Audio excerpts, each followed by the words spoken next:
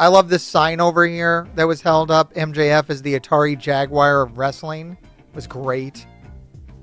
Fantastic, actually. I'm in a unique position as a person who has owned an Atari Jaguar. I can explain this sign. I don't think a lot of people know what this sign means. I don't think I'm talking out of my butt when I say that I don't think a lot of people actually understood this sign. Am I wrong here? Does anyone else get this? Because I can explain this, I think. I didn't explain it. I have to explain it to myself. I have to talk through it. It's not a bad thing, though. I think a lot of people probably think it's an insult. It's not an insult. The Atari Jaguar was badass. Absolutely one of my favorite game consoles of all time. I think a lot of people view it as a failure, and you could take it that way, that MJF is a failure. He's the Atari Jaguar. The Atari Jaguar was literally the best console of its generation. It didn't sell well. It was underknown. It was underrated. And these are things you could say about MJF, right? It takes a lot of crap, but it's literally the best. Literally the best. Jaguar, a rich person's home console. I don't know if the Jaguar was necessarily more expensive than other things. Me as a kid, I don't think I bought one, but like it wasn't inconceivable to buy one. It wasn't out of reach. I had one. I was a kid. I wasn't a rich kid either. I grew up pretty poor. So I think it was just that it was a little more expensive. The games were a little more expensive. It was just a little bit extra, which maybe is one of the things that really hurt it, is that it was a little extra. I think one of the main things that killed the Atari Jaguar was just lack of software. Developers did not want to jump on it. A lot of things, I don't think it had almost nothing ported to it. Almost no games were ported to it. So today when you release a game, pretty much all games release on PlayStation and Xbox and even the Nintendo Switch, unless it's something that company has developed specifically for its platform, which are very few and far between. Atari Jaguar was pretty much all proprietary software. That also, I guess another benefit was a lot of things that were made for the Jaguar. Pretty much every game that was on the Jaguar was only on the Jaguar. So if you wanted to play Aliens vs. Predator, the only way to play the Jaguar version of Aliens vs. Predator, which was, I think, even widespread agreed upon, the single best version of Aliens vs. Predator, was to own a Jaguar to this day. I think maybe there's some modern, I don't even know if there's a modern version of Aliens vs. Predator that is better than the original Atari Jaguar of Aliens vs. Predator. I don't know if it exists. It might be singular in that. And the only way to play it would be on Atari Jaguar. There's no other way. Oh my God. Facebook chat is absolutely popping off. That's crazy. Okay, I'm over here, guys. I'm looking at Facebook chat. So, no, the Atari Jaguar was not a console of the 70s. Okay, I've got Facebook chat who thinks that the Atari Jaguar came out in the 70s. No, guys. This is the Atari. This is the updated Atari. This came out in the 90s. The good 90s, man. Everything was good in the 90s, boys. Yeah, no, absolutely not. No. Atari Jaguar. Atari Jaguar was before the Dreamcast. I think the Dreamcast is the next generation of consoles. I'm talking out of my butt here. Somebody's going to have to fact check me on that. I believe it was Atari Jaguar was up against like the Nintendo 64 and the Sega Saturn. I want to say the Sega Saturn the Atari Jaguar, the Nintendo 64, and the original PlayStation. So it's tough competition, guys. That's some pretty tough competition. The Dreamcast was going up against the PlayStation 2, if I recall correctly. And I think the Dreamcast, I don't think I ever owned a Dreamcast. I've owned most game consoles. I never owned a Dreamcast. I always wanted one. I borrowed one for like a weekend. I played Shenmue. It was great. But I was never fortunate enough to have a Dreamcast. Maybe that's something I should do and just make a bunch of videos on Dreamcast games. I don't know, man. Wait, the Atari Jaguar was up against the Super Nintendo? Look, I lasted long enough to see the Nintendo 64. The Nintendo 64 absolutely destroyed the Jaguar. Like, the Jaguar was still trying to do something when the Nintendo 64 came out, but like, as soon as that Nintendo 64 came out, it just destroyed any hope the Jaguar had of anything. So Jaguar was the same generation as the Saturn and PlayStation. That's what I was saying, yeah. It didn't stand a chance, but it wasn't just not a bad machine. It was the best machine. The Atari Jaguar hardware was so good. And it's hard to explain it unless you were there and unless you had one. Like, the Saturn's hardware was dog crap. Like, that might be a hot take for everybody out there right now who thinks that the Saturn was good and has fond memories of it. I remember the Saturn accurately as being horrible and bad to work with. The games were great. I'm not going to say the games were bad. The games were good. But the hardware was awful. The hardware was awful. Most of the ports that were ported to the Saturn were pretty bad. They had issues. They were not the best. The original PlayStation hardware was serviceable. It was fine. There was nothing great, and there was nothing great about it. There was nothing bad about it. It was fine. It was fine. The Jaguar hardware was chef's kiss, incredible, great. Now, the software for the Jaguar, I have to agree. There's no arguing with it. It was crap. The Jaguar software, for the most half, the library of games that were on the Jaguar were absolutely miserable. Aliens vs. Predator still holds up, by the way. You can still go play it. That's a good game. Absolutely nothing wrong with Aliens vs. Predator. If the Atari Jaguar would have had like 3 or 4 Aliens vs. Predator, quality games on the system, I don't think it would have failed. That's all it needed.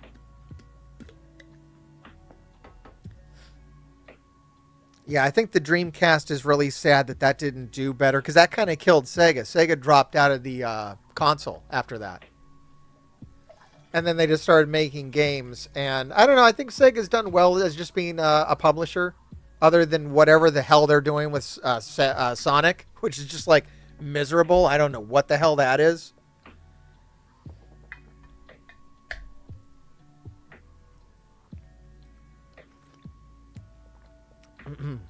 Why are you trying to get everybody to message you in private, dude? Like, someone's on Facebook trying to get everyone to message them in private, claiming to be Trish Strauss. Jay, can we get them out of here? I think they're just spamming people, right? They're just like fishing for people's information, like trying to like sell them a mansion in Nigeria or something. Can we get rid of them? Do you want to ban them out, or should I figure that out? Because that's clearly not right. Number one, you're not Trish Strauss. I don't know how to say that. Dude, and now, in response to me saying that, they literally messaged the guy that runs the page. Well, good luck with that, okay? You literally ping the person that's going to ban you. Please stop doing that. Okay, you're done. I'm going to ban you. I'm going to figure out how to ban you. Why are you this dumb? Don't be this dumb. I swear to God, don't be this dumb. I know I can hide you. I'm gonna start by hiding you, because you're being super dumb. And then what's next? Can I just like right click you and annihilate you? What do I have to do over here to get rid of this? Stop telling everyone to message you. No one's going to message you. I'm in the middle talking about the Atari Jaguar, and you are being so disruptive right now with your insane Facebook spam. Remember the days when nobody used to talk on Facebook and I could just ignore it? What is this business? What is happening here? As soon as I figure out how to ban you, you are so gone. Oh, here we go. I think I found you. Banned from all live streams. Oh, that sounds about right. Okay, you're gone. That was pretty easy. All right, I figured out how to ban people on Facebook, so that's going to be a thing now. All right. So, what does this sign mean? What does this sign mean? They destroyed all the Jaguars. They didn't fully destroy the Jaguar. There's a funny story about I don't know what they did with the guts of the Jaguars, but the actual shell has been repurposed and like they make a nice waffle iron out of it. I forget what they put inside of it, but you can buy a product that is an Atari Jaguar shell. Can somebody look that up? It's hilarious. They took the body of the Atari Jaguar and they made it into a different product because they had so many shells. I don't know why they had so many. I guess they thought they were going to sell a ton of these things. And when they didn't sell, they sold off the inside bits, probably the processors and the CPUs to other computer companies. But the actual body of the Jaguar, they ended up selling to somebody who used it to cut a corner and make like a waffle iron. I don't actually know what the product is. I wish I knew off the top of my head, but I don't. It's hilarious though. So like somewhere out there you can buy like this waffle iron that looks like an Atari Jaguar. It's all like painted white. The Atari Jaguar was black and this thing's like all white. It's just hilarious. It's amazing. All right, good. Chad is confirming with me that the Saturn was awful. It actually was. It was buggy. It didn't work. It crashed all the time. It deleted your save profiles. I was playing Symphony of the Night on the Saturn, and it actually beat the game for me. It literally corrupted my save file and gave me all the end gear equipment and fully unlocked the map, which was kind of cool. But like, that was how bad the Saturn was. The Saturn was awful. I think the Saturn would be like TNA. No, wait. MJF is the Atari Jaguar of wrestling, so we have to equate it to a wrestler. I don't know who I would call the Saturn of wrestling, but that would be an insult. If it said MJF is the Sega Saturn of wrestling, I'd be like, yo, wait a minute. That's a little messed up, you know? So to kind of put it more into the common terms that most people would understand, I think it would be like saying MJF is the Sega Dreamcast of wrestling. That's too long for a sign. But I think that's easier for people to wrap their head around than the Atari Jaguar. Like, yeah, MJF is kind of like the Sega Dreamcast. Does that make more sense to people? Is that an easier thing? There it is, Rayvarn. Yes, the Sega Saturn is a dental camera. I'm sorry, it's not even anything as basic as a waffle iron. It's like a piece of dental equipment that so next time you go to the dentist, have a look around and see if you see anything that looks suspiciously like an Atari Jaguar, because yeah, there's a dental like cleaner or camera. It's all painted white, and they use the body to make that, which is hilarious. Freaking hilarious. Yeah, Perry Saturn is the Sega Saturn of wrestling. Sure. I mean, why not? It's not a nice thing to say to somebody to compare them to the Saturn. It seems like it would be a nice thing to say. But if you actually remember how the Saturn worked, I mean, who's kind of buggy and just like glitching all the time? All right, like, I hate to say this, but look, just because it's what a lot of people say, I wouldn't say this. Other people might say that Jade Cargill is the Sega Saturn of wrestling. Hey, it looks nice, but it botches a lot. That's mean. I wouldn't say that. Other people would say that. So yeah, like I think saying that someone is the Sega Saturn of wrestling would be like saying that they look nice, but they botch a lot. Saying that MJF is the Atari Jaguar of wrestling means that they are literally the best, but no one knows it. They are literally the best. Now, I don't think that's quite accurate. I think a lot of people do know that MJF is the best. Depends on who you're talking to, though. I guess if you talk to a WWE guy who only watches WWE and doesn't know about this AEW stuff and likes to compare MJF to like The Miz or something, which is like insane. MJF is like worth 4 Miz's in my opinion. And once again, my opinion's not informed when it comes to the WWE. I have no idea how much a Miz is worth. But in my opinion, MJF is like worth like 4 Miz's.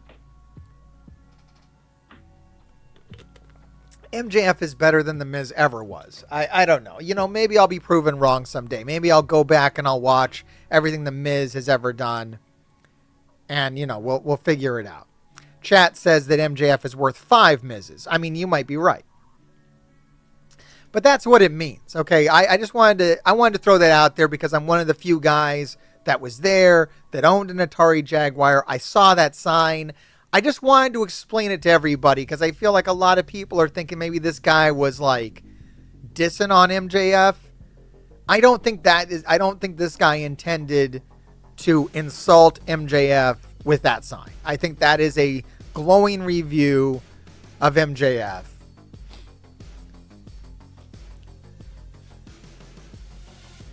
Like I want to say MJF is like the most successful. I mean, he's not, though, right? He's not the most successful wrestler of all time.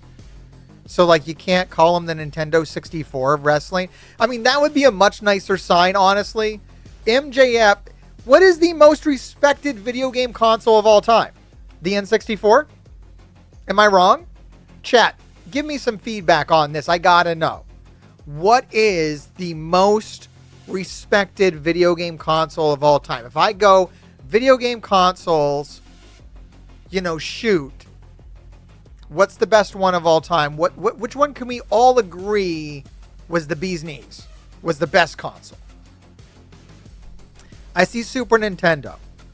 I think the Nintendo 64 blows the Super Nintendo out of the water. PlayStation 2, very solid. Best console of all time? I don't know about that, guys. Do you ever remember, like, working with the PlayStation? I mean, we're not talking software here. We're talking console. We're talking, like, that means something, right? How a console feels. Its usability. Its controller. Its operating system. Its, you know, overall software library.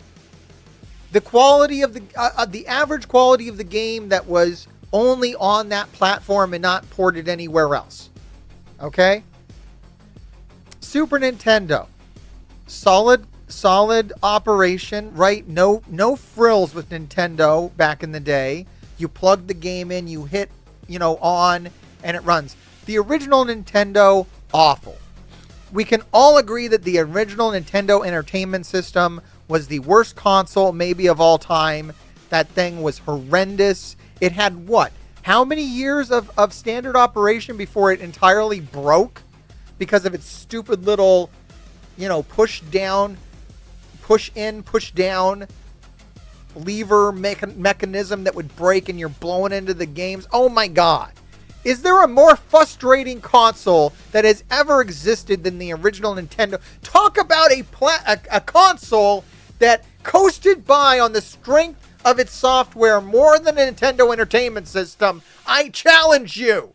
I challenge you to find me a more dysfunctional, awful game console that totally got a pass due to the strength of its game library other than the Nintendo Entertainment System, which was the most dog shit console of all time. Sorry for getting so heated about that, but I'm passionate about it. That was a horrible experience as a child. I'm glad that no children have to experience that anymore. It was a miserable existence. I don't know. Out of all the time I spent playing with the Nintendo, how much time did I spend fighting the damn Nintendo?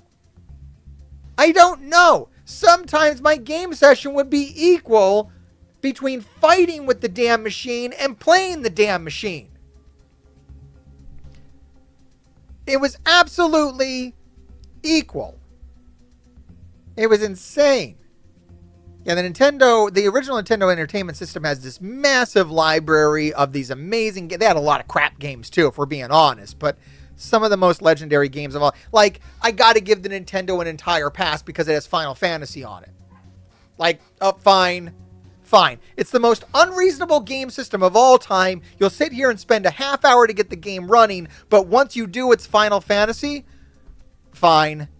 I would literally sit there and fight with Final Fantasy for like 15 minutes, get it running, and then not turn it off for a month.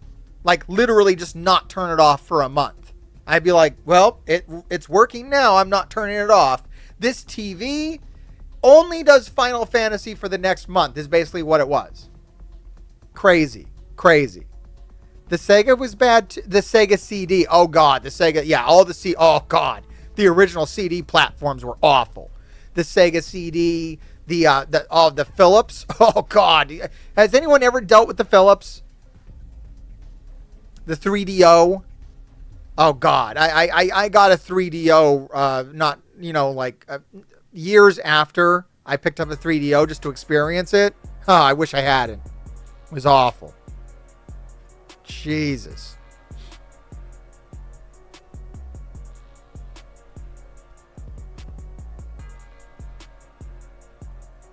All right.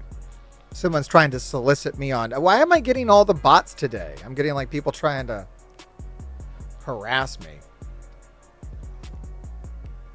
All right. So look, if we are getting back to the topic here, what is the best console? What is the sign? If you really wanted to say something nice about MJF, which console would you compare him to? What would everyone just agree was the best console of all time? Oh, that's a compliment, right? That is in no way an insult. I think if you put MJF as the Nintendo 64 of wrestling on there, no one would be confused. Everyone would go, oh, this guy likes MJF. Now, you put MJF as the Atari Jaguar of wrestling on there, I honestly think you've confused a lot of people. I gotta say, I think the Nintendo 64 is far superior to the Super Nintendo. It takes everything the Super Nintendo did, and it did it better. The only thing it lacked, the only problem with the Nintendo 64's software library, and we're only talking about the software library here, is the lack of strong, like JRPGs. It didn't get Final Fantasy. The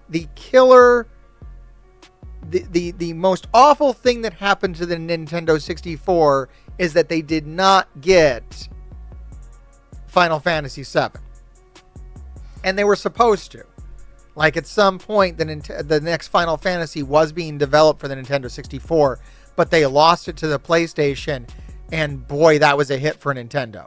Now, on the flip side, they didn't have Final Fantasy VII. They had MF and GoldenEye, Mario Kart. I mean, the original Mario parties were all pretty cool. They had Perfect Dark eventually, the sequel to GoldenEye. If you never played that thing, oh my God, it was better. Like, they had so much cool stuff going on. And I don't even need to name any more games. That's enough games. You don't even need other games. I literally had I had a Super Nintendo, a normal Nintendo, I had a Jaguar, I had all these game consoles and games. I think I had a Sega Saturn. I sold it all to just buy GoldenEye. I didn't even have a Nintendo 64. I literally sold everything I had just so I could buy GoldenEye, so I could take it over to people's houses and play it on their Nintendo 64. Okay, that's how good GoldenEye is. It's insanely good. Oh, God, PSP, beautiful. Yeah, I love the PSP.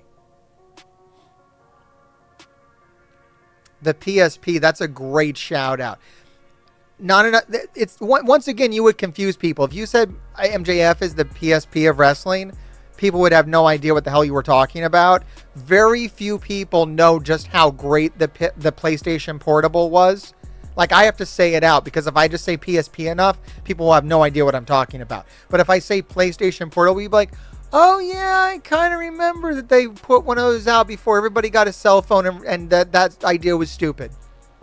I can't believe they tried to make a sequel to the PSP, like, in the age of the cell phone. Like, the minute they put out the PlayStation Vita, like, your cell phone could do everything the Vita could do, so, like, what was the point? But the original PlayStation Portable, oh, I loved my PlayStation. I watched movies on it, dude. I watched the first season of Dexter on my PlayStation Portable. It was amazing. Amazing console. Like, one of the best of all time. Easily. You could take the PlayStation Portable anywhere. You could mod it out. You had homebrew software. You could emulate. Yeah, I was playing Nintendo games on. Dude, the PlayStation Portable was really a beautiful console. In fact, there's a lot of handhelds that come out of China that are basically modeled on the PSP, like emulator systems. So good.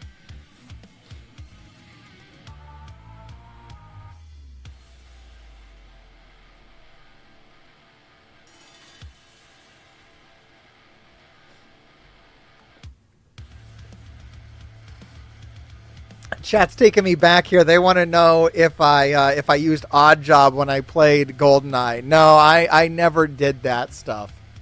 I never did. I just played straight up. I played in a couple IRL tournaments for GoldenEye back in the day. I did pretty well in them too. GoldenEye's my stuff.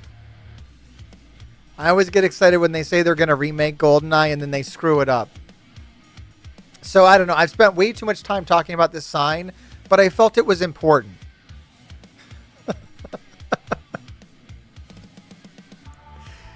What I basically wanted to say is I don't think that's an insult. I think a lot of people think that's an insult, but it's not an insult. Okay. Well, were we talking about wrestling? Were we talking about wrestling? Rain Dragon, you missed the whole bit where I just ranted about game consoles for like an hour. I think that's going to be my YouTube clip.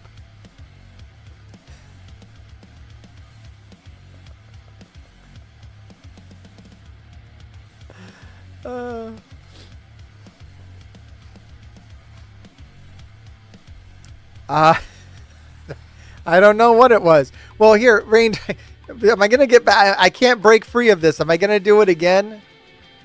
I was talking about this. Rain Dragon, you've seen this sign, right? Oh, yeah, no, I know Time Splitters. Aaron, I know.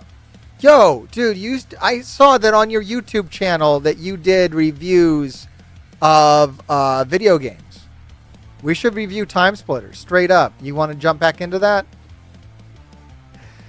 I don't feel like there's enough videos about how great Time Splitters is. I got an idea about that. I got an idea. I still want to do my idea. I've got an idea for a YouTube series that I still want to do. Time Splitters would be a great game to do it with. I want to talk more. Look, Time Splitters is like another hour or 2 hours. Time Splitters 1, 2, 3. I think there was 3 of them. Were there literally 3 Time Splitters? Oh my god. 3? Jeez. Every Time Splitters game was the best. It never played the same, though. I'm going to tell you right now, if those games not being on the Nintendo 64 was the greatest thing that hurt them. Because they didn't play the same. They were better. They were better than GoldenEye. They were better than Perfect Dark. But because they weren't on the Nintendo 64, they just didn't play right. They didn't play right on that. I love the PlayStation controller. I don't want to diss the PlayStation controller. But Time Splitters never felt the way it should on that thing. Like, it always felt wrong. Like, that Nintendo 64 controller with GoldenEye, with Perfect Dark, Just a perfect match made in heaven. Perfection. Time Splitters using the PlayStation controller just felt like, riding a bike backwards through a rainstorm down a hill. Like, something was wrong with it. It was way too fast. It didn't feel right. It threw you off. Nothing worked properly. That was wild. All right, Aaron, we got to talk about that. We got to talk about Times. Can you emulate it? Is it available on Steam? How do I play Time Splitters in this day and age? Yo, me and you both. Time Splitters is my jam. Oh my God, Time Splitters. I must have had 100% completion on that. I did everything. All the challenges. You can just emulate it now? That's crazy. So yeah, anyways, I did this whole bit about the Atari Jaguar wrestling. So Rain Dragon, you understand that this isn't an insult. The Atari Jaguar is quite good. I think that guy knew it. Were you down there? Did you talk to him? What side of the fence were you on? I think you were actually around the commentary area again. You didn't get to talk to this guy. Did you go after the show? Did you go up to him and be like, "Are you trying to insult MJF, or is that high praise?" Is that high praise right there? I gotta move off that. Yo, it's Taco. What's up, man? Good to see you. You stay strong? You staying away from that Marvel Strike Force content? I came back. I made a video about the tower. I did cave in. I mean, I didn't cave in. I just still play the game. So, like, if I'm going to sit here and play that damn game, I'm going to film it, It's over here. So, yeah, you might have saw. I came back to Marvel Strike Force for a video. You stayed out of it, though, Taco? That's good. I'm glad that you are keeping clean. No, I know it's a helpful video. I know it wasn't going to make anybody mad. Look, I think there's a few people mad in the comments that I made a Marvel Strike Force video, but they can, like, literally go fuck themselves. But I know that there's at least like 1,000 people that just, like, were really happy that I dropped that, because if you tried to watch any of the other content creators do this, it is painful. Like, I don't want to diss on anybody, but I'm going to diss on Dorky Dad because he can handle it. He's a big boy and, he can handle it. And I don't like watching his videos. It's not, I'm trying to be as nice as possible, but, like, it's not a fun experience.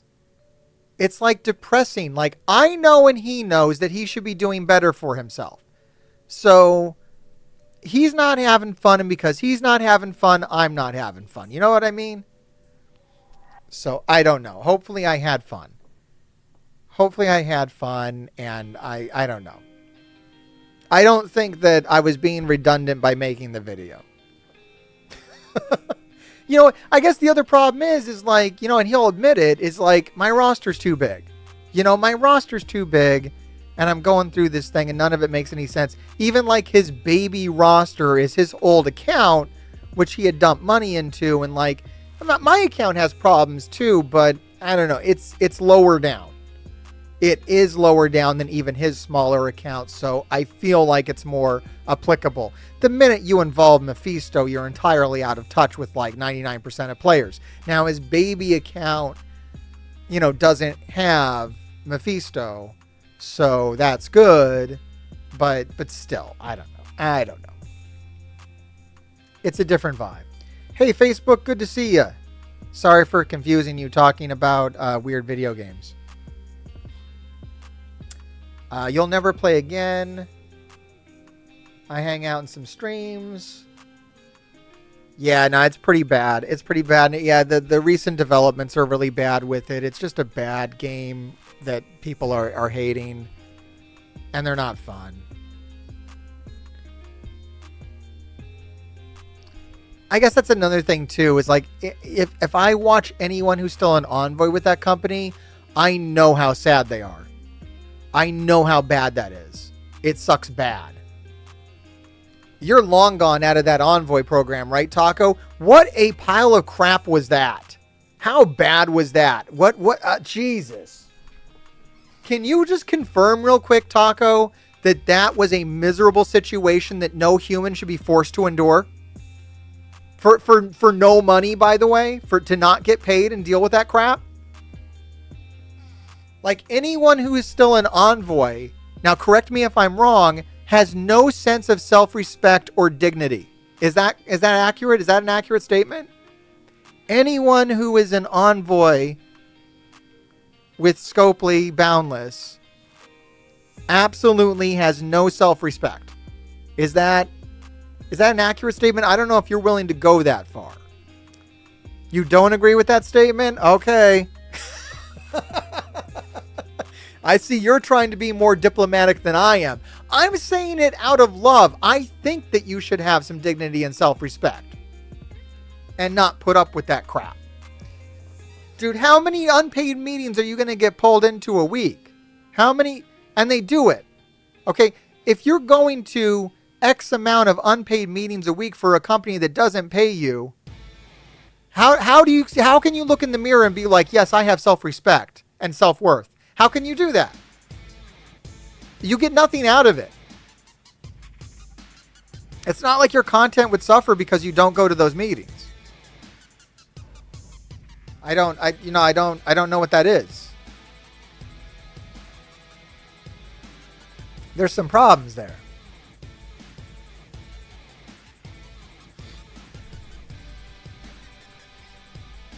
So I don't know, man. I don't know. Like, I tried to be in that program and have dignity and self-respect, and they kicked me out.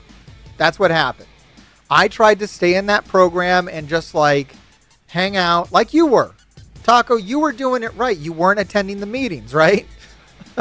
You were going to very few meetings. When you went on your own time because you had to go out of work, right?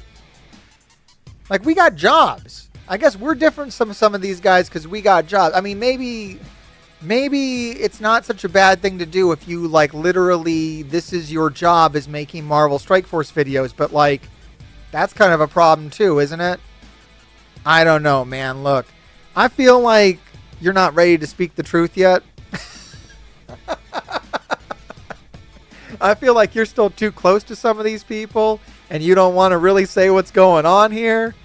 I feel like maybe if we were getting a drink in New York, which we should do sometime, I have a feeling that you would be more into my lines of communication right now than you would be on stream.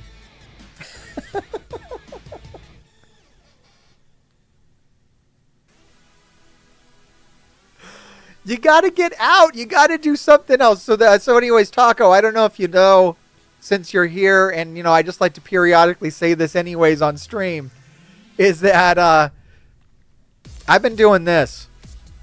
I have a second channel that I take a lot of effort and I put it into this. I do this for no money. Okay? Look, I'm out here and I put all the time I used to spend in those stupid meetings for that company that did not pay me a dime. I put it into my second channel now, and now I have a body of work that I'm actually proud of. I have a series of videos that are the best videos I've ever made in my life. And some of them were even successful. I've had a couple of these even get, better numbers than your Marvel Strike Force content creators get. Okay, we got one of them here that hit 10,000 views. We got another one here that's pushing 7,000 views. As you know, those are the most views you can get over there in video game land. Which is crazy. It's absolutely nuts. Now, I'm not doing that great this week, but, things could always change. And at least I'm making videos now that I'm not ashamed of, and I feel like I need to delete off my channel. But that's what I've been doing. That's where I've been at. So yeah, I guess I should talk some more. I meant to talk about this pay-per-view a lot more than I've been talking about it. Thank you, Rain Dragon. My producer says they're great. My producer, who isn't biased at all, says they're great. All of my closest friends say that they're wonderful. Absolutely, Taco. That's absolutely true. As long as you're doing something that gives you fulfillment, then it's a win, and that's true. I mean, look, you gotta like eat though. You gotta put food on the table. So like, there's an exchange. I know some guys have told me like, well, that's all you gotta do is make sure you're doing what you love. I'm like, yeah, I'm not gonna starve to death in a ditch either. You know what I mean? Like, it's gotta be somewhat success. Like, I'm not gonna stop trying to be successful with it. Like, a lot of my artistic decisions, revolve around trying not to starve and die. Like, I'm not free to do whatever I want yet. Like, I have to think about, like, how is this going to play? Does this have a shot at success? Can this get numbers? Like, I'm not just fumbling through whatever I enjoy, It's not like a masturbatory experience in front of everybody. I'm trying to be successful over here.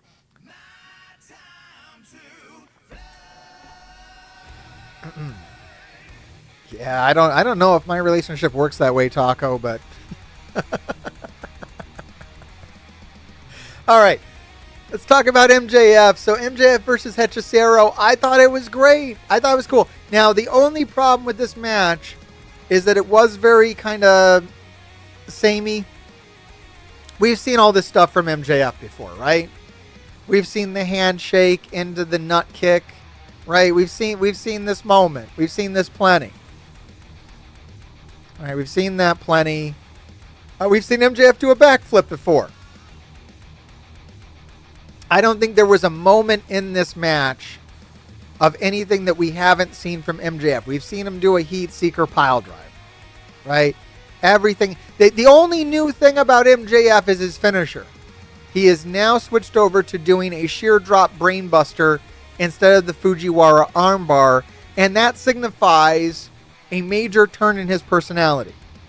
As you guys might know, when wrestlers have like a major, character shift, they will often change their finisher moves to reflect that. And the sheer drop brainbuster is a straight up, like white meat baby face kind of thing. Oh, he's also doing Adam Cole's Panama Sunrise, which I think they were calling like a Long Island Sunset or something. So that is a whole new thing for MJF. That for me was the most interesting part of the match. Is like, that's why he was that's what was cool about that match, was watching those new elements play out that he hasn't done before. So X/Twitter, Instagram, I wasn't able to connect to it this week. I don't know what happened there, but I don't know. So the internet gave it a 5.7. Why? What was their problem? I usually look at the highest ratings and lowest ratings to get an idea of the, like, all right, so the people that liked this match just thought it was fantastic. They just love MJF. They were happy to see it. They like the new Brainbuster. They like the Panama Sunrise. They like all the shit that MJF does. Hometown guy. All right, that's great. That's all the stuff I said, right? Why were people mad at this match? Why is the average being driven down? What is going on? Having watched the masterclass Hechicero recently had with Bryan Danielson, those are different guys. MJF isn't Bryan Danielson and Zack Sabre Jr., for Christ's sake. They were disappointed that MJF didn't run a technical masterclass with Hechicero. All right. Oh, Jesus Christ. All right. I will say that Hechicero got none of his shit in. I will say that.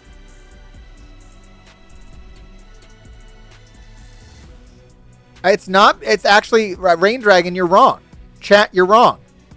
It's not because Hechicero is a no-name. They actually, the poor reviews are directed at MJF. They're actually mad at MJF for not being a better wrestler, which is crazy.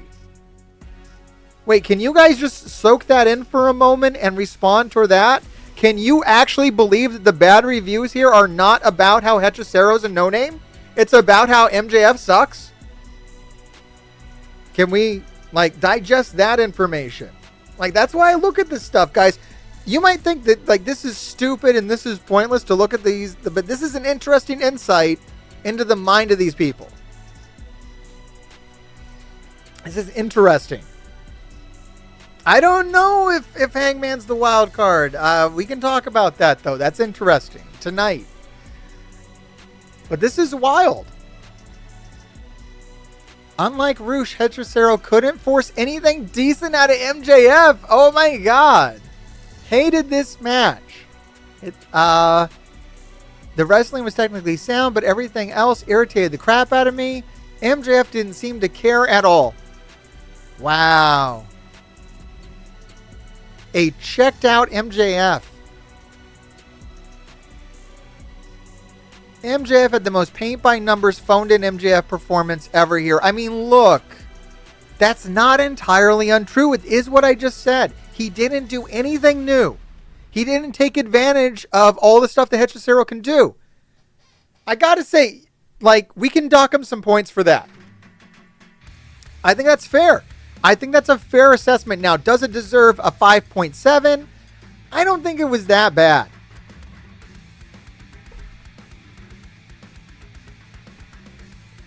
I don't think it was that bad. Ospreay absolutely will not be the wild card. The wild card is being put in place by the Elite. Let's remember that. It might be Brandon Cutler.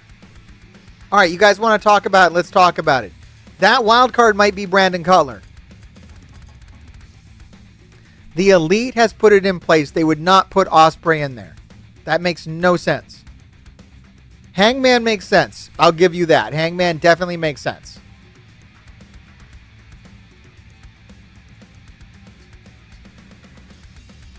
Dijak is the wild card? I don't think so, dude. I don't know how I feel about Dijak. He came out and said that he was the one doing all the leaks to Sean Ross Stapp. And that's kind of like a big FU from me right there. Like, dude, what are you doing? Is that true? Is that like a real thing? Dijak actually was like, yeah, I was the guy leaking to everything to Fightful. Kind of FU. Like, I wouldn't hire him. You don't need somebody in your organization leaking all your stuff to the internet. Like, I don't think you do. I don't know. That's a really weird thing to admit to. Cutler versus Jarrett. No, Jarrett's face. Dude, did you see the promo? Jarrett's face.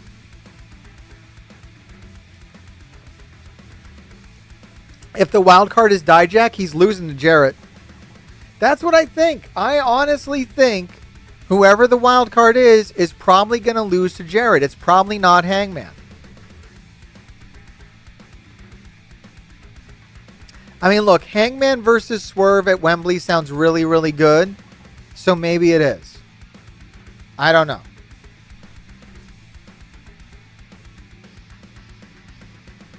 That's what I think too, Rain Dragon. I absolutely think that Jeff Jarrett is going to make it to the end of this tournament. So I do not think someone's going to show up and beat him. No one, absolutely, yeah, no, absolutely no one wants Jeff Jarrett versus Swerve at Wembley. That's not going to happen. That's not reality. That's just not a good card. But yeah, I do believe that there's a much better story in Jarrett going to the end and kind of giving his nod to whoever wins, you know, giving his respect to whoever wins, saying something, doing a speech. I don't know. It would feel really weird for Jarrett to do that big promo, putting over the Owen Hart tournament and how important it is to him, just to lose in the first round. That would be weird.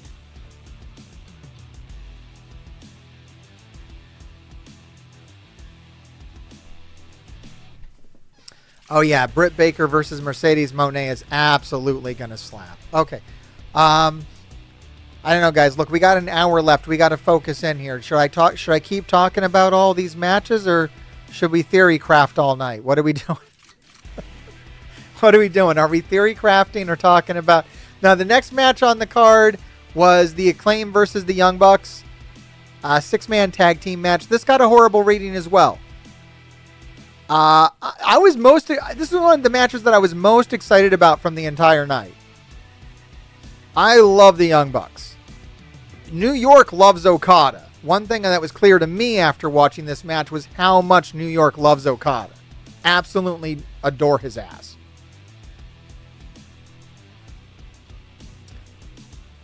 Max did a great rap to open. Can't we give the match like an extra point just for that rap?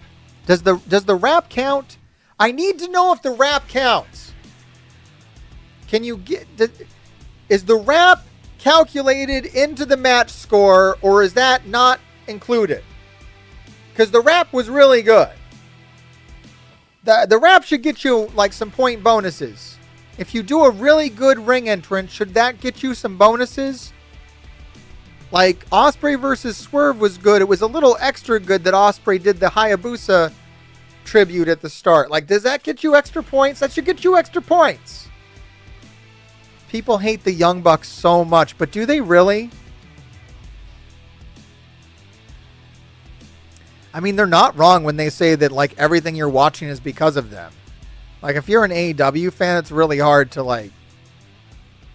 Don't you ever feel stupid about that? Oh, the Young Bucks had this great entrance, too, where they did this whole bit, like a political smear campaign against the Acclaim. That was cool.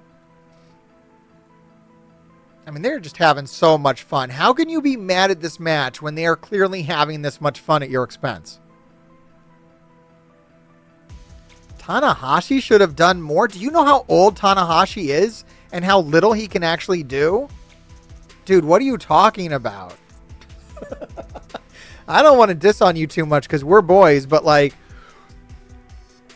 dude, Tanahashi did literally everything that he can do and maybe a little more than he should have done. Like, Tanahashi's old. Like, his knees don't work no more, bro. Yeah, right? Right? Look, Socks, you got to come over to Twitch chat, okay? So they can talk some sense into you, all right? I can't be the one to do it. All right, the Acclaim comes out here. They got Tanahashi. I mean, Tanahashi's just like stunt casting. I mean, he popped the audience whenever he got into the ring with Okada, but they can't do another singles match, bro. That's over. There's never going to be another singles match between Tanahashi and Okada, guys. It's just memories. Yeah, I love how they stacked them up and they did the Scissor Me Timbers on the Young Bucks. That was funny. There was this whole bit with the headphones. This match is great. Is it all just people hating the Young Bucks and the negative reviews? Like, there is nothing bad about this match. This is a good match. This was entertaining from start to finish. They got all their stuff in. Tanahashi probably gave the best performance that he's capable of giving at his age. The guy's like 100, right? I know, he's really old. He did the high fly flow, which was awesome. Didn't he even get the win? Did Tanahashi get the win? Is that how that went down? I feel like he got the win. Okada flipped everybody off. The good guys won. What the hell do you need? I don't know, man. I don't know. Then you got Shingo versus Danielson. All right, let's go look at these reviews because I'm actually super curious now. This stuff, it fascinates me. I'm curious. Maybe it's like a car wreck where I got to drive by real slow and look at it. I don't know. All right, so what are people who love it? There's a lot of people out here that love it. The entrances count. These guys say the entrances count. People who gave this a higher rating, they think the entrances count. They're saying the Acclaimed have been in a lull, but this was a good thing for that they had like a big match like this, which it was a really fun match. Okay, so people who like fun gave it a good rating. All right, what's the bad ratings? What is the bad rating? It looks ignorant to begin with. Anyone who types out sucked with like 100 U's, you know, your brain is probably the size of a pebble. So, like, what are you going to do? What are you going to do? No, the Bucks and Okada won. Okay, I don't really care who wins, but okay. Okada hit the Rainmaker on Tanahashi. That's right, because, like, what sense would it make for Tanahashi to win? He's basically retired. You want to put the glow on Okada. That's fine. Isn't it very strange how the person I think did the best was Anthony Bowens? That's not strange. Anthony Bowens is a great wrestler. Not Kazuchika. who I openly dislike. Wow. So a guy who he openly dislikes Okada. And the Bucks. All right. So this guy who says he openly bashes Okada and the Bucks. I'm not interested, you know? Like, fine, you didn't like the match because you have, like, horrible biases. This guy likes Okada, but he doesn't like everybody else, so he gave it a 2. This guy wanted Okada versus Tanahashi and doesn't understand they're old and they can't do it anymore. He gave it a 2. Like, these are crazy criticisms. This guy thinks the Young Bucks gimmick has run its course, which it absolutely has not. Unsurprisingly, very bad. He went in thinking it was going to be bad, so it was bad. You know, there you go. All right, so this is all the worst criticism possible. All the low scores are just like pig-headed. Like dumb. Like the worst takes. Like the worst people on the internet didn't like this match, and they decided to come complain about it on the internet instead of, like, you know, go touch grass or get laid or whatever the hell you need to do in life to feel satisfied. So that's amazing. That's absolutely amazing. All right. This is the first match that everybody liked, which was Danielson versus Shingo. I honestly didn't care for this match very much. Like, I can understand it's a good wrestling match. It's just not my thing. I don't know what I'm supposed to like about this. I'm not a huge Bryan Danielson guy. I'm actually of the opinion that he's a clam digger. I honestly don't know whether Nigel McGuinness is, like, shooting or what on Bryan Danielson, whether he really dislikes him or not. I've honestly never heard Nigel McGuinness say anything nice about Bryan Danielson. Not in WWE interviews, I don't know. Has anyone actually heard Nigel McGuinness ever say nice things about Bryan Danielson?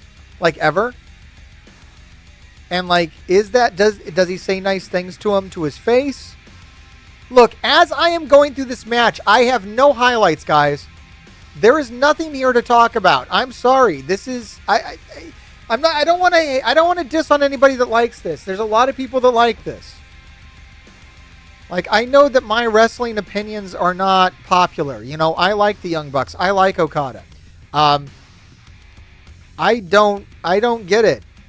He kicked his head in. He kicked his effing head in.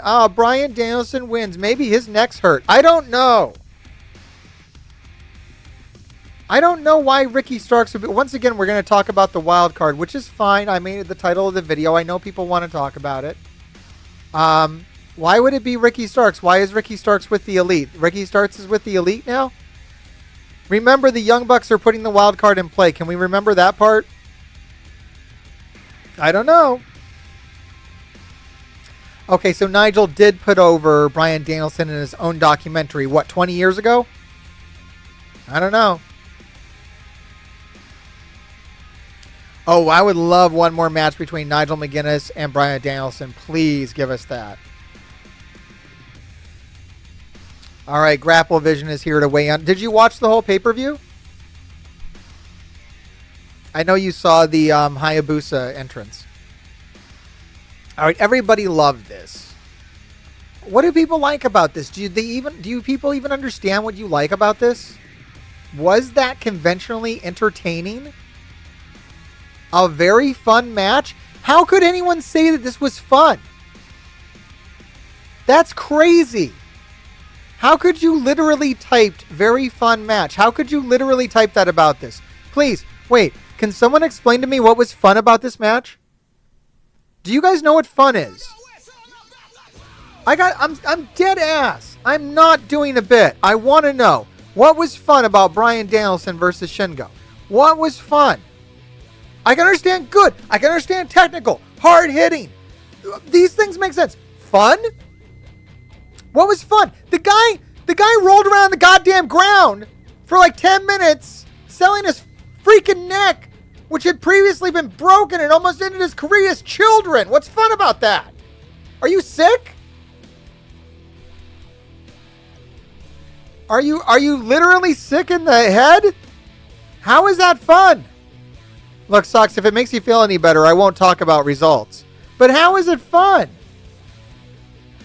It's technical, but yeah, it's good. It looked like a real fight. Fine. I don't get fun. How many people are going to say it was fun? Because it's not, there's nothing fun about it. That's my problem. My problem is it's not fun. There's nothing fun about it. I keep thinking that Bryan Danielson is going to be crippled for life. How is that fun? It's the same problem I had with him at selling like that at the end of the Ospreay match. That match was fun, and then it got very uncomfortably real. And it wasn't fun anymore. It was still really good. I'm not saying that Ospreay versus Danielson was a crap match. I'm just saying it made me crap my pants, and that's not fun. I don't enjoy crapping my pants. If you enjoy crapping your pants, that's great. I don't enjoy crapping my pants. Raise your hand if you enjoy crapping your pants, okay? And then I'll understand why you like this match. Does anybody here in these positive reviews say, I enjoy crapping my pants on a nightly basis? If they say that, then I understand why you enjoy this match and you enjoy Danielson's work these days. I don't enjoy watching a man almost, supposedly be almost crippled and lose his quality of life around his family. Like, that's just not a fun story beat for me. Maybe I like Bryan Danielson too much, or his kids. I don't know. I'm sorry. All right, this guy says he's a massive Danielson fangirl. I mean, yeah, of course, 10 out of 10, every match he does. I wasn't there for the whole yes movement. I'm sorry. I wasn't there for the whole yes thing. I didn't do that. Okay, I didn't do that. That's a great quote, chat. Chat says, you're only cool if you poop your pants. That's from Billy Madison, yes. There's nothing wrong with you. If you enjoy crapping your pants, if that's fun for you, there's no shame in it. Look, you're literally only cool if you do that. All the best people do that. I'm not shaming you for this. I understand why people like this. I'm not saying I don't understand why people like this. I'm just explaining why I don't. Second best match of the night. Okay. This match between both dragons. Look, these guys literally are not dragons. These guys, like, I love this match. These guys are dragons. Like, no, they're not. They're not what are you talking about? All right. These guys both call themselves dragons, so 10 out of 10. Like, how much of a nerd are you? All right. Like, I just don't like it. I get made fun of because I like the Young Bucks. And then these guys are over here being like, 10 out of 10, both these guys are dragons. And somehow I'm the dork? How the hell does that work? 10 out of 10, these guys are both dragons. You suck, though. You like the Young Bucks because they're funny. I don't know how to win against that. I don't know how to exist in that world. Yeah, it's not fun. All right, it's not fun. My second, and wrestling doesn't have to be fun, okay? Doesn't have to be fun. All right, so I don't know. It seems like all the 10 out of 10s are just like people like, I love Bryan Danielson. I don't care. Every match that he wrestles in is a 10. This has like literally no bad ratings. This match was fine, mechanically better. These guys don't even know what they're talking about. How can people who have never wrestled a day in their life tell me how mechanically better a match is? I'm sorry, can we cut the shit? Can we cut the shit, wrestling nerds? How the hell can you tell me something is technically better than another thing when you yourself have never wrestled a day in your life, taken a jiu-jitsu class, know absolutely nothing about grappling or combat sports? How the hell on the planet can you sit here and rate matches on their technical ability when you literally have no basis for your analysis? You have no understanding. If you want to sit here and tell me that this match was fun, this match was enjoyable, it was entertaining, that's fine. The minute you start saying this crap about mechanically better or technically this, you don't know what the hell you're talking about. I mean, some of them do. Some people out there do, okay? If you're a wrestler, if you're a martial arts master, if you are in combat sports and you want to talk this way, great. And I'll listen and I'll love it. But if you don't know anything, if you are most wrestling fans, right, and the most we know is we've watched a lot of wrestling, what the hell do you know about it? Absolutely right here, chat. Chat says wrestling fans love to use terms like this to sound like they know what they're talking about. That's what I'm exposing here, guys. When you read this crap, just understand that most people have no idea what the hell they're talking about when it comes to this, and that they're just saying these words so that they sound smart or whatever, especially when they're giving something like this a low rating, okay? 99% of wrestling fans just make crap up to make their opinions sound like they're not opinions. Absolutely right. And I'm going to attribute that to Grapple Vision, which is a very smart individual. If Grapple Vision here tells you that this match was technically sound or not sound, guess what? You can listen to them. But very few people actually know what the hell they're talking about. In fact, I would love to have Grapple Vision on to analyze this match with me. If we could go move by move, please, and talk about if it was mechanically better than this or that. That would be fascinating. But most people talking about this stuff, absolutely out of their butt, dude. They have no idea what they're talking about. Yeah, you think Cool Kyle over here is a specialist in grappling and combat sports? I highly doubt it. Okay? People who are specialists in combat sports and wrestling don't type this much on Cage Match. That's just, maybe that's unscientific, but I think it's super true. All right, I'm done looking at this. I've said my piece. I don't agree with the people that gave this a high rating, and I don't agree with the people who gave this a low rating. I agree with literally no one about that match. And that brings us to the AEW Women's World Title match. I got to say, this was one of my favorite of the night, was Toni Storm versus Mina. I thought it was fantastic. This was good, because honestly, this had everything going for it. This had so much story, and if you want to say something was very fun, this was fun. This is super fun. From the entrances to the in-ring action to the storytelling. I thought it was really cool how Mariah May was like the Miss Elizabeth. Like, this was really cool.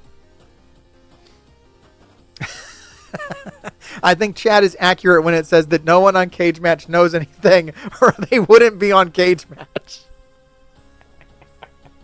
Absolutely facts, man.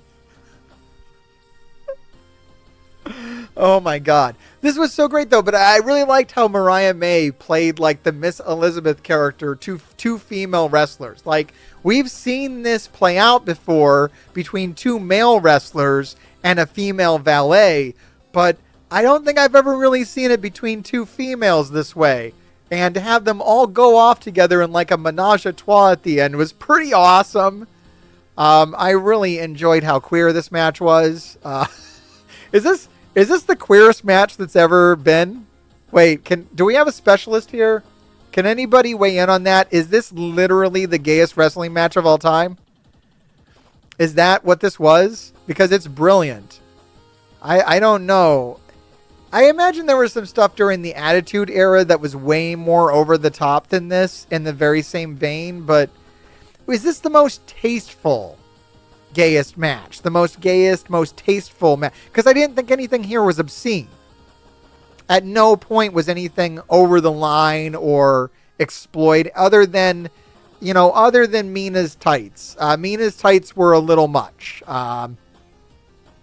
Whatever's going on with Mina's wardrobe here was definitely a little into the exploitation area. Like, that's a lot of butt. But other than that, I felt that this was very tasteful, and it wasn't like, I don't know, it felt like kind of, I don't want to say real, because there's a lot of hammy over the I mean, as soon as you got Toni Storm involved, I can't sit here and say this was realistic.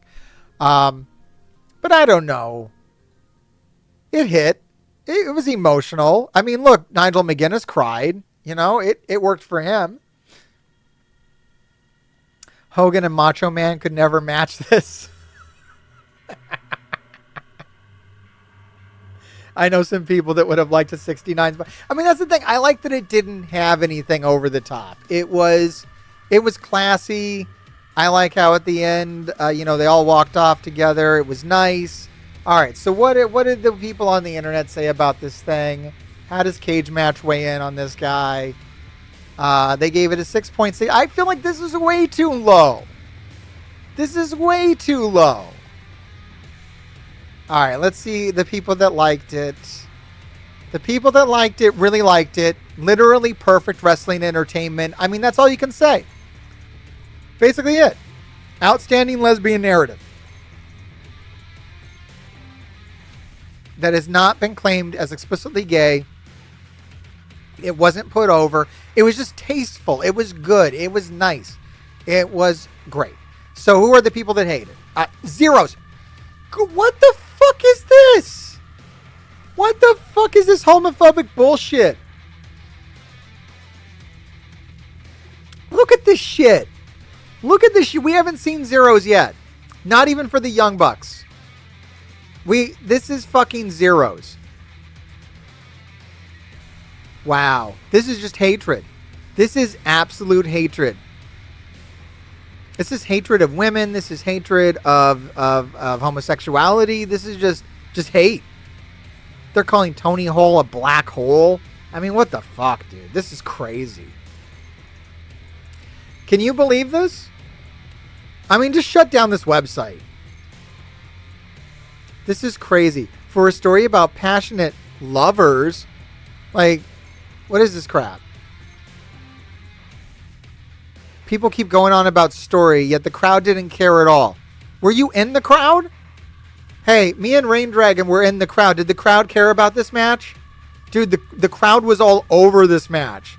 The crowd, I mean, I'll tell you what the crowd didn't care about. The crowd didn't care about Mina at all. Am I wrong? Who was there? Me and Rain Dragon were there. Rain Dragon, can you agree that they were just all there for Tony? The 100% love fest for Tony. Tony could do no wrong. Tony Storm was not a heel tonight. I don't necessarily know if Mina was like a bad guy, but like Tony wasn't. That's the only part people didn't care about. People love this match. Like everyone was super invested in this. I mean, there were literally standing ovations. Standing ovations. This is horrible and is setting women's wrestling back 20 years. Do you really think that, dude? Do you really think that? Having a match that is predominantly storyline is setting women's wrestling back 20 years? Wait, did I... Can we just analyze that for a second? This match was a women's match on a pay-per-view that was predominantly storyline. That's like a step forward, isn't it? Like, step one was not having the women just be objects in the ring, not wrestling, right? That's where we started with women's wrestling, was having women in the ring, and they were just objects, and they didn't have to know how to wrestle. They just took off their clothes, okay? That's 20 years ago. 20 years ago, women's wrestling, in the mainstream, now in Japan, you know, we had women beating the crap out of each other, okay? We had women being incredibly violent, okay? We had some of the most violent, women's wrestling of all time.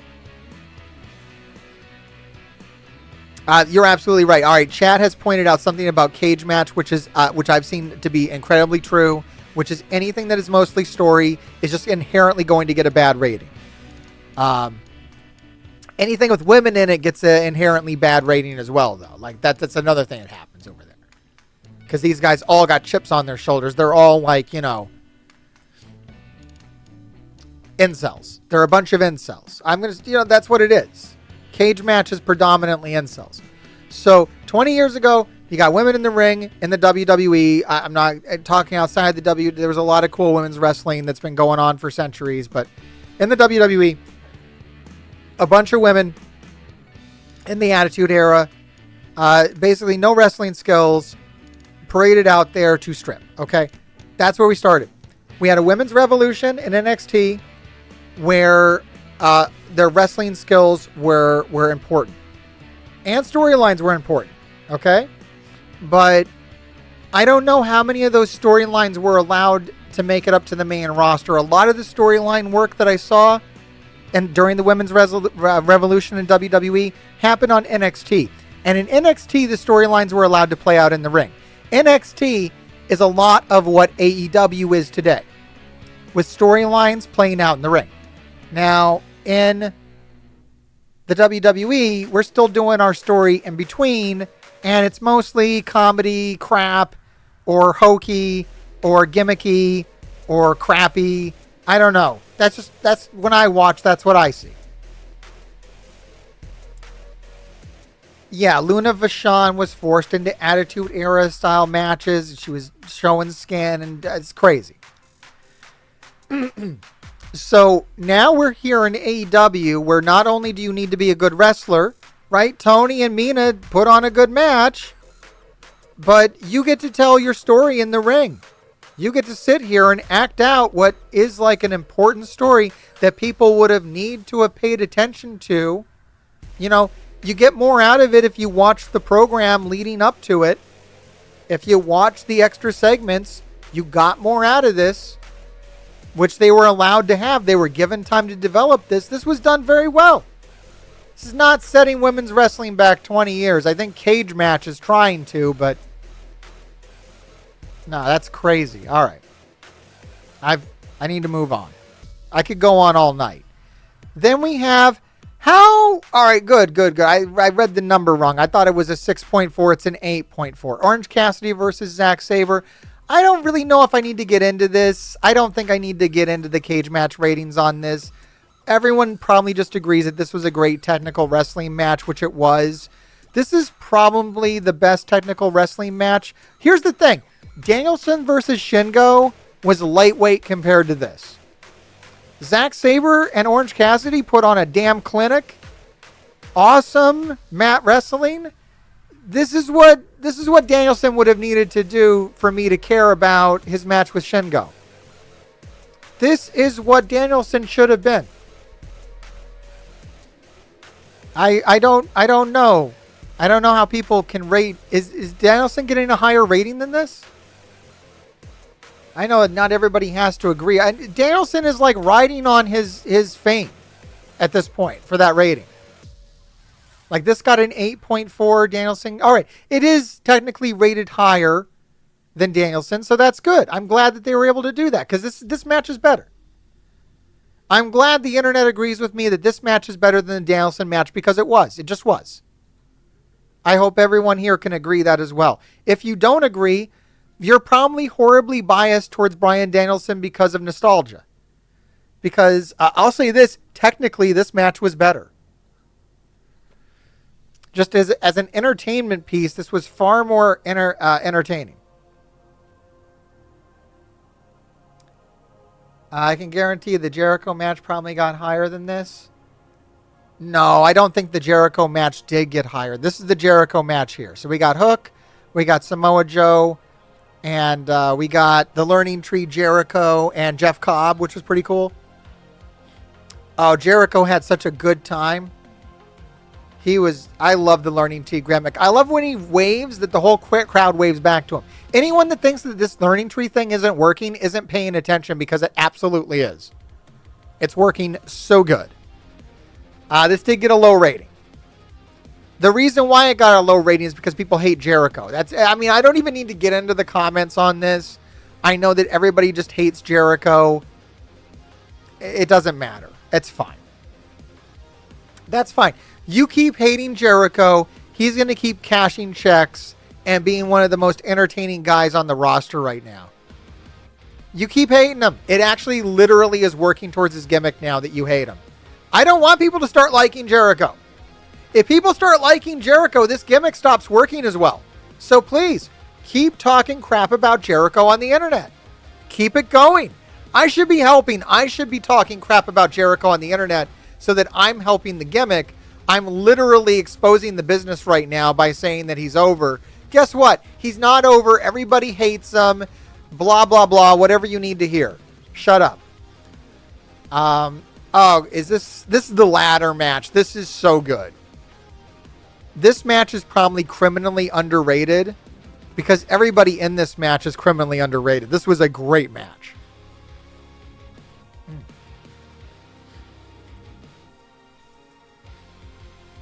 People are saying the Learning Tree gimmick is too much like Eugene from the WWE. It's got a bit of that vibe, right? Like, is he special? Like, Is Jericho gone dumb? I don't know. I feel it. I know what you're saying. Jericho is going a little far into that territory. Did the boy get too many concussions? I don't know. All right. Let's have a look at this. All right, ladder match actually did pretty good. It got a 7.7. And, all right, I'm curious. I got to know why. My guess is the reason why this took a bit of hit on rating was because of Jack Perry. My guess is probably Jack Perry. Jack Perry's freaking great, though. I mean, look at that. Look at this guy. This is Jungle Boy. Guys, this is Jungle Boy. What the hell happened to Jungle Boy? I mean, if this isn't brilliant, I mean, this isn't stupid. I mean, is that stupid? Or is this great? I don't think there's much of a debate here. I think that this is awesome. This guy took so many negatives and turned it into so much positive for himself. Do you have any idea how over this match was with the audience? This was the most over match of the entire night. This match had the most interaction from the crowd of the entire night. And do you know why? Because of Jack Perry. Jack Perry drove this whole conversation.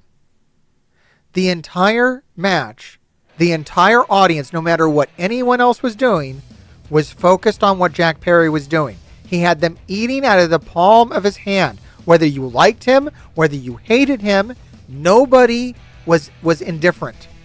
Everybody had an opinion. It's amazing. Amazing.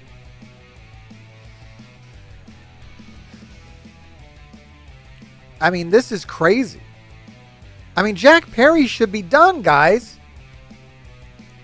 Like, after all the embarrassing cringe stuff that went down with Jack Perry, he should be done. But he's not done. He's more famous than ever. What the hell is going on? The Jack Perry conundrum is wild. People keep trying to push that he's less over, but he has so much more going on now than he ever did as Jungle Boy. Absolutely correct, Grapple Vision. Like, he's one of the hottest guys in the company. He's one of the hottest guys in wrestling. Everybody's talking about him. Dude, CM Punk is talking about him. CM Punk won't stop talking about him. I mean, CM Punk must know he's putting this guy over. I mean, he doesn't hate Jack Perry or else he wouldn't be talking about him this much. He's aware that the more he talks about Jack Perry, the more it gets Jack Perry over, right? Like, he knows he's doing this guy a favor. I almost feel like that's Punk's way of making up. He's like, I'm just going to keep saying his name. Every time anyone talks to me, I'm just going to mention Jack Perry. Anytime I ever do an interview that's not in the confines of the WWE, I'm just going to bring up Jack Perry and hope that, helps him out, which it absolutely does. Because we had CM Punk chants. Oh, the chants in the arena were so goddamn funny because we had people chanting CM Punk, and then we had the chant going of, he got fired, which is my new favorite chant, by the way. Like, can you imagine going to an AEW live event, having no idea about the CM Punk Jack Perry thing, having all this stuff loudly go on around you for like 10 minutes, and somebody would explain it to you? Like, you'd be like, what's a CM Punk? Why are we crying this man a river? What's up with the real glass? What do you mean he got fired? Like, you'd have to set him aside and be like, all right, here's what happened. Here's what happened. Okay, Jack Perry wanted to throw himself through a car. CM Punk said, no, you can't throw yourself through a car. So Jack Perry threw himself through a car window on a pay-per-view, and he said to the camera, he said, cry me a river. Now, this triggered CM Punk so hard that he decided to try to kind of weakly put like a headlock on Jack Perry backstage. Well, that pissed off the boss so much that he fired CM Punk. But guess what? Jack Perry, he got suspended for a little bit. Now he's back bigger than ever. But hey, people still love CM Punk, so they still chant shit at him. But it's kind of funny. It's insane. Oh yeah, Cry Me a River chants are the best too. It's insane. It's insane.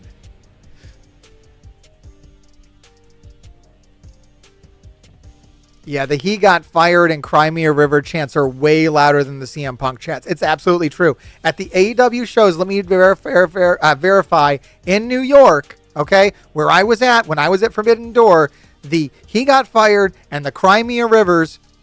Another funny chant that was loud was also, there was a chant for We Want Tables. There was a great chant for We Want Real Glass, which got one of the funniest reactions at a Jungle Boy that I've ever seen. You gotta watch this part. I can't play. I wish I could just play this for you, but I don't want to get DMCA strikes and everything. I'm trying to find it. I was hoping I could get the screen cap of it here. I don't know if I can get that lucky. But yeah, he's standing on the apron. Everyone starts chanting, We Want Real Glass. And the look that Jack Perry gives the audience is so great. I think it was right here. It's right here. This is it. Let me see if I can find it. That was it. I can't get the exact moment, but it was right there. He's standing on the apron. They start chanting, We Want Real Glass. And he just looks towards her. He's like, I kind of do too. So good. Unfortunate. I mean, I don't know why they didn't. The only knock. I'm curious about the bad ratings. Are people mad that he didn't have Real Glass? Because that's the only thing that I would be upset about. I mean, look at this Blue Thunder bomb through 2 tables. Takeshita takes El Fantasmo and does a Blue Thunder bomb on him through 2 tables. It's a thing of beauty, dude. This match is so good. This might have, if this is the second best match of the night, okay? Anyone saying that Danielson crap was the second best match of the night is absolutely wrong. It was 100% this match. That was a great match. Oh my God, that was a good match.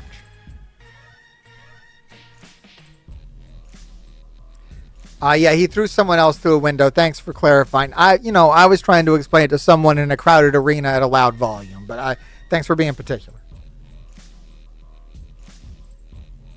Yeah, we all know when the Jay White pack comes out. This is not going on my... I don't talk to Fight Forever people anymore. Maybe I'll play some Fight Forever next week. I don't know. People get mad when I play Fight Forever. People get confused. I'm just not into it anymore. I still got to see if Mark Quinn wants to come over and play some Fight Forever. All right. Absolute banger. All right. These people are all correct. Everyone with the high ratings on this match is absolutely correct. Anyone with a low rating is out of their damn mind. All right. Your regular big spot. Man, I love the people on Cage Match that hate spots. Can you believe that? There's a lot of people on Cage Match that are like, this had too many big spots. I don't like fun. Just a bunch of big spots. Wow. So really the only problem they had was it was just if there would have been Real Glass, they would have hated it more. At this point, I'm burned out. Did you guys ever watch ECW?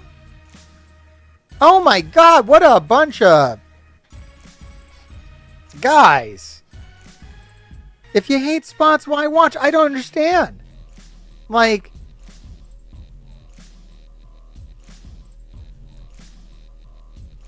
I would get tired of the spots when I would watch ECW because, like, literally every match was, like, insane, right? This is not that. There was nobody bled. This whole night, nobody bled. There was no bleeding on this show, right? Nothing was overdone. There was literally, like, 3 table spots. There was no Real Glass. There were some crazy ladder spots. Once again, let me restate. There was no blood. This was not extreme. This literally just a good match with good storytelling. And really fun audience interaction. Like, that's crazy. All right, I'm glad people didn't just hate on Mercedes Moné versus Stephanie Vacour. It was a very, very good match. It was a star-making performance for Vacour, which was awesome. Vacour is next level good.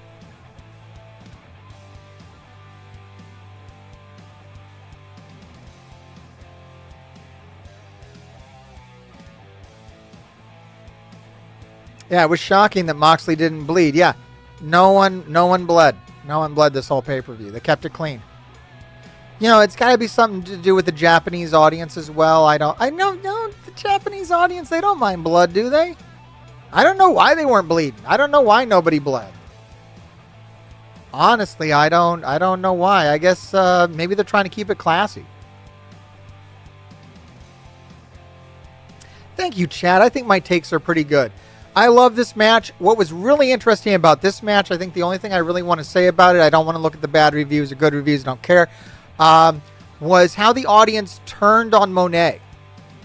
Like, halfway through this match, Monet and Stephanie together did such a good job that the audience just bought into Stephanie as the megastar that she's going to be and just wanted her to win. So, not even so much that they wanted her to win, they just didn't want the match to end. They were just literally yelling, no, don't end the match, don't tap out, just no. That was the chant. Like, they didn't know what to say. You know, Stephanie doesn't have any clever things to chant at her. All they could think of was just like, no. Whenever it looked like the match was going to finish, the audience was just adamant that it should not finish. So I'd say the worst thing people could say about this match is that ultimately it ended. Everybody loved when Britt Baker came back. This was a great moment.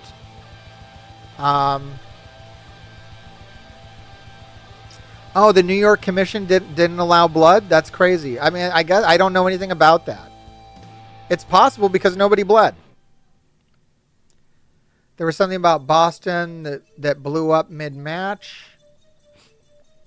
There was a group of Celtics fans near the ramp or something. Yeah, I don't know. Boston versus New York vibes took over. Okay, it's possible. But I think it was more about Stephanie.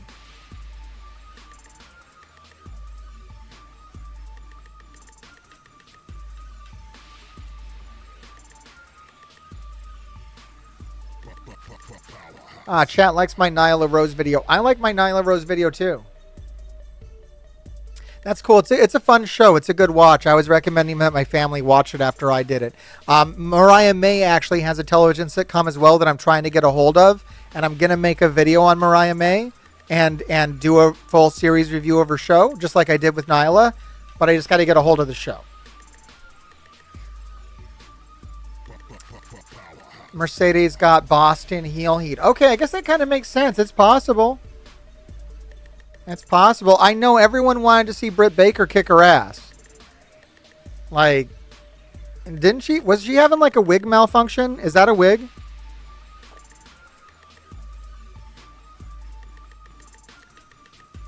My kids were arguing with me whether Mercedes' hair is a wig or real.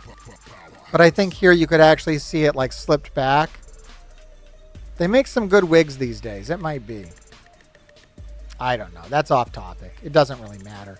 Jon Moxley versus Naito.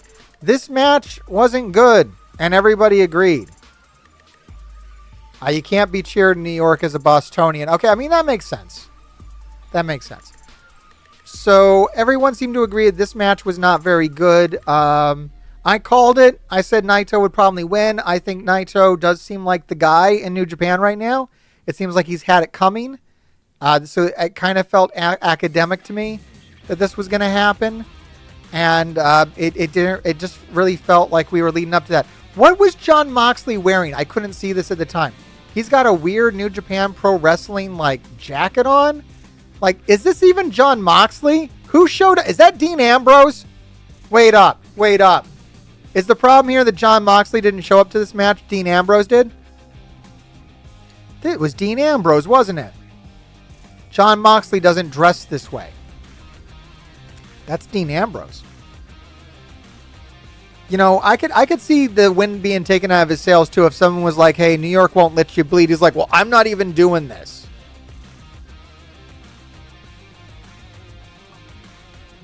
Oh my God, Socks, you don't know. You are literally asking me when the Swerve videos are coming out? Dude, bro, refresh my page, bro. They're out. 2 of them. They're literally out. This is the problem I'm having, man. Nobody knows when my videos are out.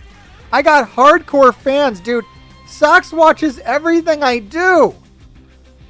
He's on Instagram. He's following me on Facebook. He comes to my live streams, and you don't know I've dropped 2 Swerve videos. What's happening?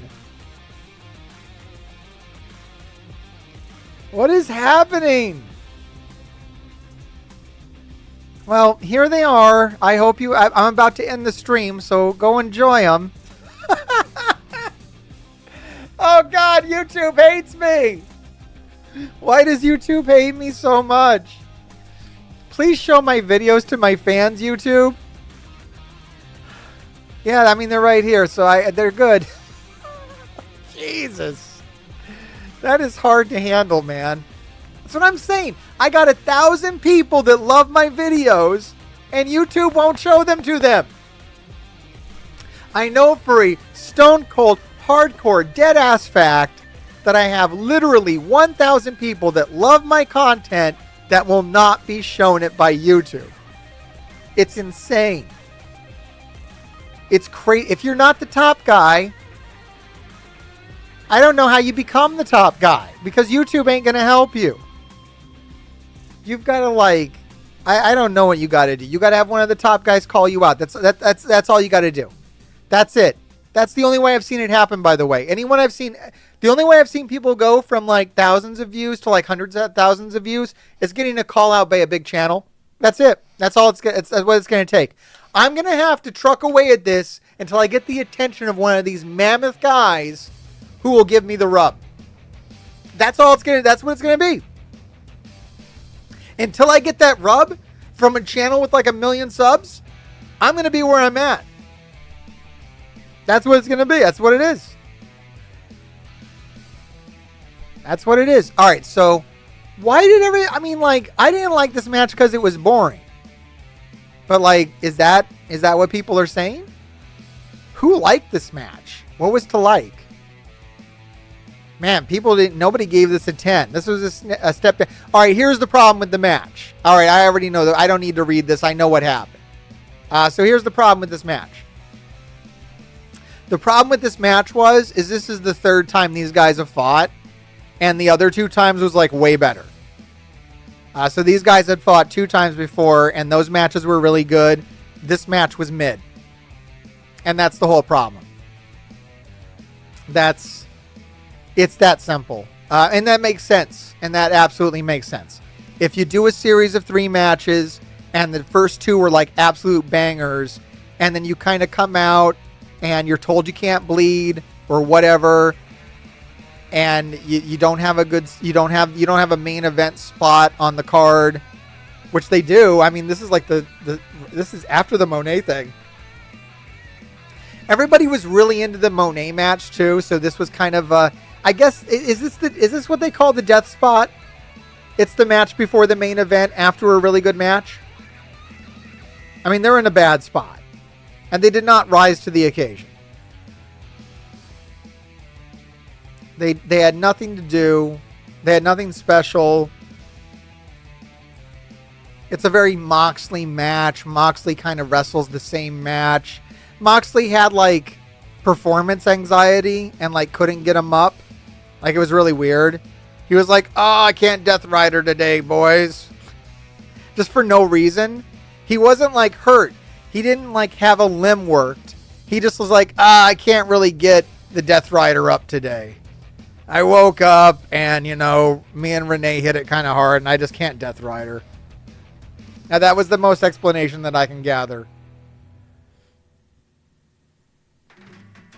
Yeah, I do actually. My chat wants to know if I let the people know, if I make a video on a person, do I send it to them? I do. Sometimes. Roosh shared my video. Hold on, I got to break away from this for 5 seconds and talk about this because it is interesting. So, Roosh, right? El Toro Blanco shared my video. He liked my video so much he shared it. Guess what happened? Nothing. I told you it's going to take a YouTuber. Nobody cares what Roosh likes. I'm sorry. I hate to say it. I love Roosh because he shared my video. But nobody cares what Roosh likes. Nobody wanted to click on it. It doesn't matter. Roosh can share my video every day, and I don't think it's going to matter. Like, I need a big YouTuber. I need someone who, like, people, like, you got to have the rub. You got to have the rub. Of course I'm ready for AEW, chat.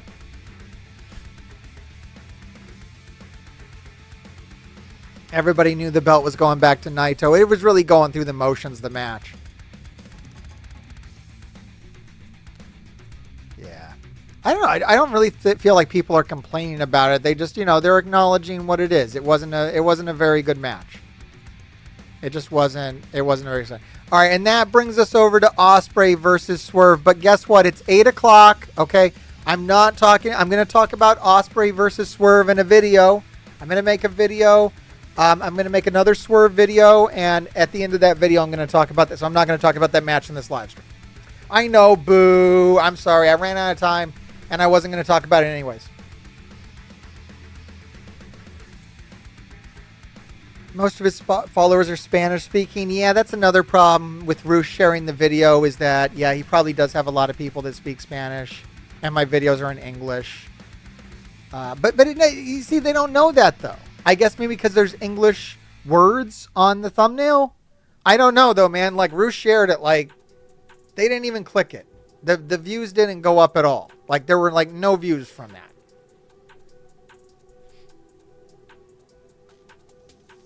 I think that, yeah, maybe if a guy like Darby, maybe, Swerve has shared my stuff too, and it hasn't really helped. So I don't know. I don't actually think it helps. It's cool. Like, don't get me wrong. It's cool. Dude, when Roosh shared the video, dude, I popped. When Swerve shared my reel, dude, I went through the roof. That was amazing. The world champion watched something I made, said, this is cool, and shared it to his people. That was awesome.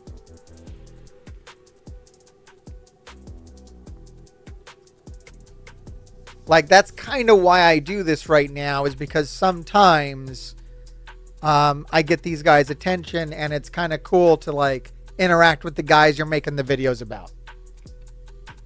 I feel like, hey, they like it, and I like them, so maybe I'll keep doing it because they like it. Like, I don't know. It's definitely a good thing. Nothing else is working out, but at least that does sometimes. Jack Perry versus Briscoe feud? That sounds like fire. It's all good, man. It's not your fault that you're not seeing the videos. It's YouTube. YouTube won't show them to you.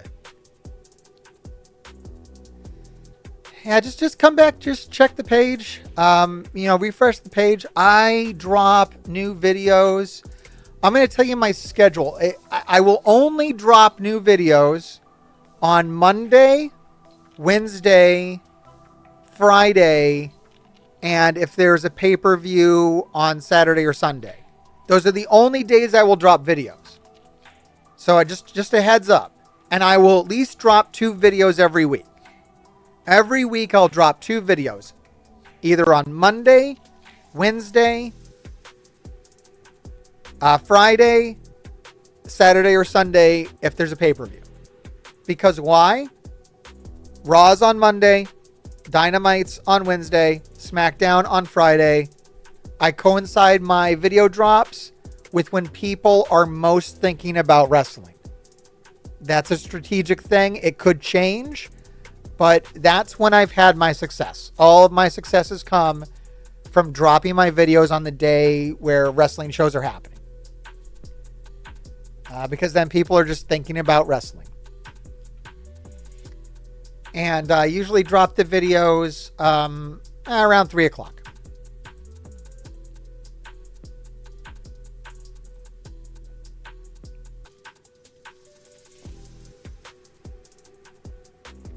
Yeah, that is a good feud. Jack Perry with the silver spoon, inflated ego, and Briscoe being a real salt of the earth working guy. Like, yeah, that's like some classic Dusty Rhodes Nature Boy kind of feud, right?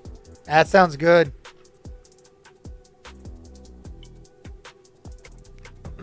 I like it.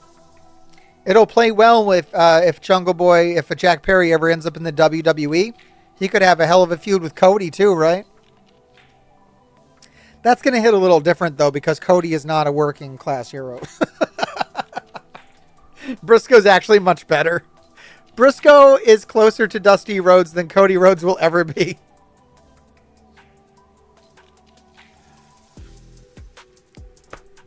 All right, everybody, enjoy Dynamite. We will find out who the wild card is. Like I said, don't be disappointed when Jeff Jarrett beats him, okay? Because Jeff Jarrett's probably going to beat him. That's what I think, at least. I don't know. Wherever you're watching this, make sure you like and subscribe. Follow me. Cody's working class thing is so... It really is.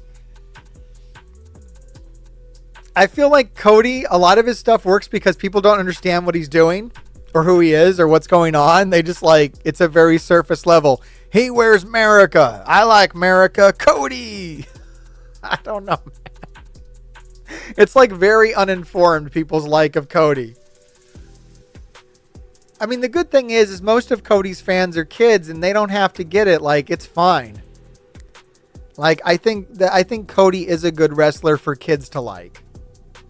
Like, that's what I like about Cody. I think Cody is a really good wrestler for kids to like because there's really nothing wrong there. I don't think he's a skeevo. He's not Hulk Hogan, right? I'm just so happy that Cody isn't Hulk Hogan and then it's like okay for kids to like him. Like, it could be so much worse. Yeah, kids could probably like Will Ospreay, but Will Ospreay's a pretty rough dude, right? Like, he curses a lot and I don't know. He's more someone that you like when you're a cool teenager, not really a kid. Will Ospreay's a great frontman for AEW because it's just not really a kid's. It's more of a, teenager kind of vibe.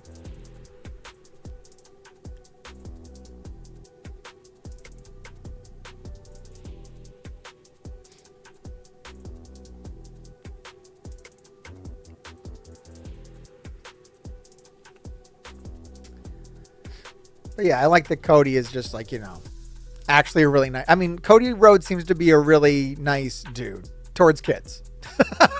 Let me qualify that, right? Because I don't know if he's a nice dude towards adults, but Cody Rhodes seems like he's really nice to kids. I think, we've seen Cody be not so nice to other wrestlers.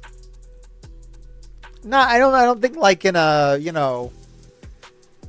he's gonna, beat you up in the parking lot kind of way. But like, I think Cody has said as much that, he'll be honest. He's like, I'm here to be the top guy and I'll step on your ass to get there. Which, is fine. Like, he's like, this is a nasty cutthroat business and I'll cut your goddamn throat. I'm Cody Rhodes. I don't give a crap I started AEW. I will go back to WWE to make all the money. And I will be the top guy there. And I will undercut The Rock. Dude, Cody Rhodes undercut The Rock. He did not play ball.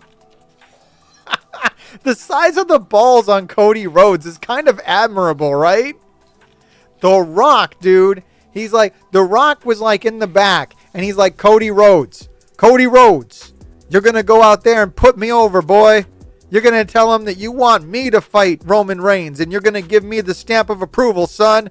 You're going to put your hand in my hand. And we're going to tell them all what The Rock is cooking. And Cody Rhodes like, sure, I'll go out there. I'll tell him that you're the guy. And I'll give up my spot. And I'll put you over. No problem, bro. And he gets out there and he's like, sad puppy eyes. Okay, Rock. I really think that you would be better to fight him. Yeah, bullshit. Cody knew exactly what he was doing with that crap, right? I mean, even if not, maybe he was actually sad. He didn't try to hide it. He wasn't like, let me really try to sell this. He was like, you know what? I'm going to be me. I'm just going to act the way I act. And then when the tides turned And it was decided that, maybe he could win against Roman Reigns at WrestleMania and complete the story. He wasn't upset about that. He wasn't like, oh, I'm sorry, Rock, it didn't work out. He was like, fuck you, Rock.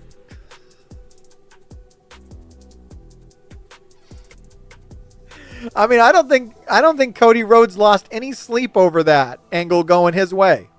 And why would it? I mean, I think it's great. I'm not mad at him for it. I think it's great.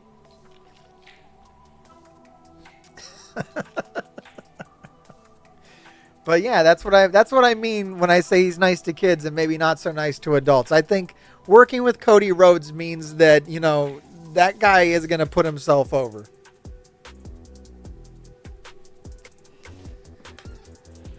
I mean, what? Who did Cody Rhodes put over? Did he put over Hangman? Was that the guy that beat him? Was it Hangman or was it Jericho? Who was the guy that he fought? And if he lost, he wasn't going to win the belt again? I don't know. He put over like one guy. I don't know who Cody puts over, dude. Cody sees someone on the rise and he just attaches himself to him. He said, these Young Bucks guy, they seem like they're real popular. I'm going to be a part of them. He says, Bullet Club, that looks real famous. That looks real awesome. Everybody really likes Bullet Club. Guess what? I'm the leader of Bullet Club now. I'm best friends with these guys. It's like, I'm just going to make them like me. All right. That's enough shit talking Cody Rhodes. I like Cody Rhodes. I just find him as a funny character. I think he's interesting, and I think it's great that kids can like him. All right, everybody. I think that's it for me. Go enjoy Dynamite. Go watch my videos. He is I, and I am him, and I'm the undisputed trend, Matt Taven. And this dork behind the camera, some Melvin told me to say, grave diggers keep on digging. Whatever that means. I am AEW wrestler and Ring of Honor tag champ, Mike Bennett. And remember, grave diggers keep digging, but not the monster truck. Even though my son really likes that monster truck, I kind of like Son of a Digger and Zombie. I'm going off on a tangent about monster trucks because my son really loves monster truck, but we're talking about the YouTube channel. So make sure, grave diggers, keep on digging, baby. So this is Mark doing one happy private party, saying what up to the grave diggers, and you doing your thing, bro. All right, like, subscribe, and watch another video, or be cursed. If you're cursed, that means the grave diggers will keep digging your graves. So you probably want to do it.